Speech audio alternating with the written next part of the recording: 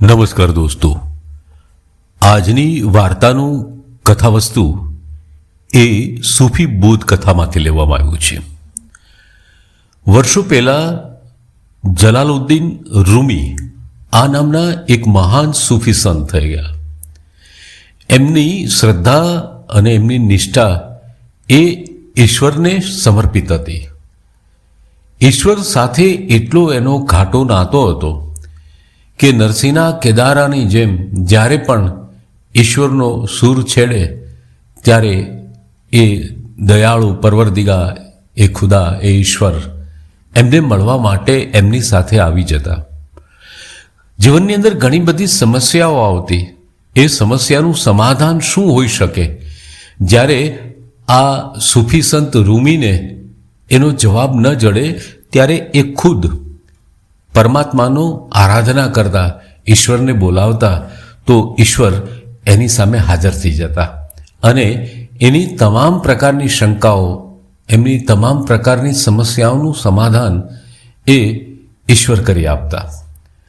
હવે બને છે એવું કે એક દિવસ આ સૂફી સંત રૂમીને એવો વિચાર આવે છે, એટલે માલિકને યાદ કરે છે. ઈશ્વર એમને હાજરે હાજર હોય છે, એટલે એ જગત પાલક, એ પરબ્રહ્મને એક વિનંતી કરે છે. સૂફી સંત એ પરમાત્માને એવું કહે છે કે હે ઈશ્વર, હે અખિલ બ્રહ્માંડના નાથ, તમારી પાસે અફાટ શક્તિ છે. આ તમારી દિવ્ય શક્તિમાંથી મને થોડી કમસતી જો શક્તિ આપો તો હું સમગ્ર દુનિયાનું પરિવર્તન કરી દઉં અને એક સરસ મજાની દુનિયાનું નિર્માણ કરું, જેમની શુદ્ધ વિચારધારા અને સહિષ્ણુતા દરેક લોકોના વિચારોમાં હોય. હું એવી સૃષ્ટિનું નિર્માણ કરું. પરમાત્મા આ સૂફીની વાત ફક્ત સાંભળતા, પરંતુ એને પ્રત્યુત્તર ના આપતા અને એમની સામે મરક મરક હસતા. આવું જીવનમાં ઘણીવાર ચાલતું. એક વખત એવું બને છે કે જ્યારે આ સૂફી સંતના લગ્ન થઈ જાય છે, ઘર પરિવાર વસાવે છે, બાળકો, એમની પત્ની, ત્યારે એમની પત્ની છે એ રૂમીના વિચારધારા સાથે મેચ નહોતી થતી. એમના બંને વિચારો અલગ હતા.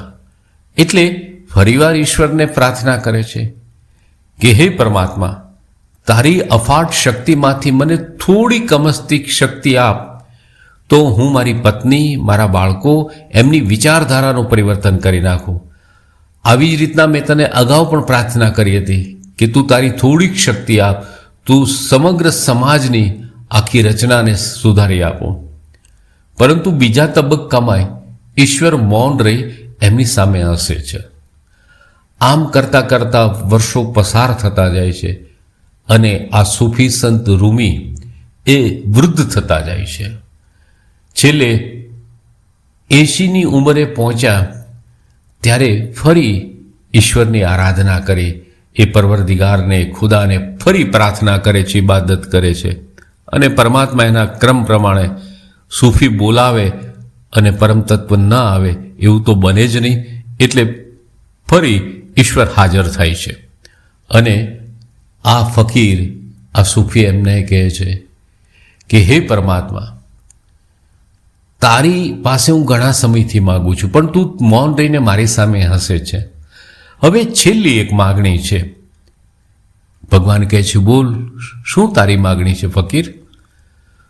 તારી શક્તિમાંથી, ફકીર કહે છે કે તારી શક્તિમાંથી થોડીક શક્તિ તું મને આપ, તો મારે બીજું કાંઈ નથી કરવું. હું મારી જાતના પરિવર્તન લાવી દઉં, હું મારી જાત ફેરવી શકું. ત્યારે ઈશ્વર ખડખડાટ હસી પડે છે અને ફકીરને કહે છે કે હે બંદે, હે સૂફી, આ વિચાર તને કેટલો બધો મોડો આવ્યો. જોકે ભલે તને આ વિચાર મોડો આવ્યો, આ તારા મોડા વિચારનું પણ હું સ્વાગત કરું છું. મને એનો આનંદ છે કે કમસે કમ મૃત્યુ પહેલાં તો તને આ વિચાર આવ્યો.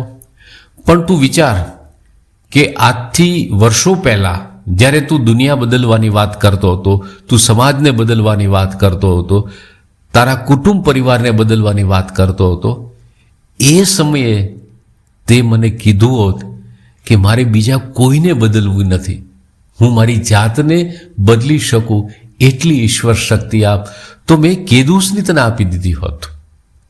દોસ્તો, આ કથાનો મૂળ બોધ એ છે કે હું અને તમે સમગ્ર સૃષ્ટિને, સમગ્ર સમાજને બદલવા નીકળી પડ્યા છીએ, પણ ખરેખર આપણે બધા ખોટા માર્ગે જઈએ. કબીર સાહેબ જેમ કહે છે કે બુરા ન દેખન મેં ચલા તો બુરા ન મિલિયો કોઈ.